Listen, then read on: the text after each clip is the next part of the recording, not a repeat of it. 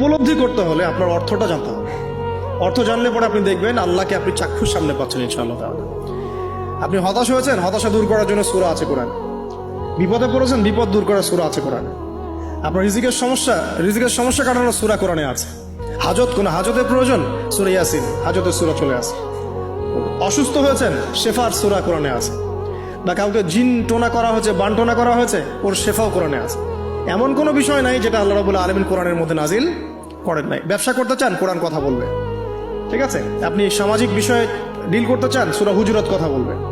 আপনি ইতিহাস ভালোবাসেন, কোরআনে ইতিহাস দিয়ে ভর্তি করা আছে। আপনি কাব্য ভালোবাসেন, কবিতা পড়তে ভালোবাসেন, কোরআনের মধ্যে কবিতা দিয়েও ভর্তি আছে। আর রহমান আল্লামাল কোরআন খালাকাল ইনসান, এখানে ছন্দ আছে না? প্রত্যেকটা ছন্দ। ওয়ান নাজমি ইযা হাওয়া মা দাল্লা সাহিবুকুম ওয়া মা গাওয়া ওয়া মা ইয়ানতিকু আনিল হাওয়া, ছন্দ আছে না? আপনি উপন্যাস ভালোবাসেন, কোরআনে অনেক উপন্যাস আছে। কোরআনে যা চান তাই পাবেন কোরআনে।